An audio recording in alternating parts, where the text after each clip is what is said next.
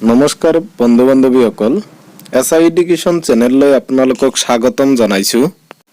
অসম सरकारे जेतु Assam special TET 2011 एटु अनुष्ठित करिसिले ताते किन्तु मात्र 4% स्टुडेन्टे पास करिसिले। ताक লৈ এতিয়া সদঅসম সংযোগী শিক্ষাকৰ্মী সন্তাকে ধৰি তিনিটা সংগঠনে কিন্তু জাঙৰ খাই উঠিছে আৰু তেওঁলোকৰ দাবী যে পুনৰাই বিশেষ টেট পৰীক্ষা পাতিব লাগে।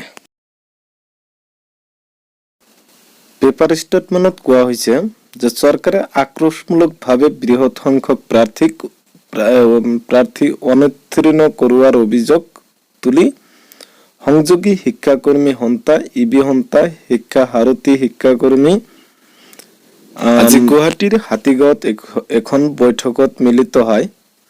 উক্ত বৈঠকতে সংগঠনকেইটাই অহা 20 ডিসেম্বৰৰ ভিতৰত বিশেষ টেটৰ জাননী জাৰি কৰিবলৈ চৰকাৰক দাবী জনায়। চৰকাৰে যদি অহা 20 ডিসেম্বৰৰ ভিতৰত বিশেষ টেট পতাৰ জাননী জাৰি নকৰে তেন্তে সকলো সংগঠন ঐক্যবদ্ধ হৈ 21 ডিসেম্বৰত সৰ্বশিক্ষাৰ কাৰ্যালয় ঘেৰাও কাৰ্যসূচী, 22 ডিসেম্বৰত দিছপুৰ লাজগেটত অনশন আৰু 30 ডিসেম্বৰত মুখ্যমন্ত্ৰীৰ বাসভৱন চলো কাৰ্যসূচী গ্ৰহণৰ কথা এটা বিবৃতিযোগে ঘোষণা কৰিছে সংগঠনকেইটাৰ নেতৃবৃন্দই।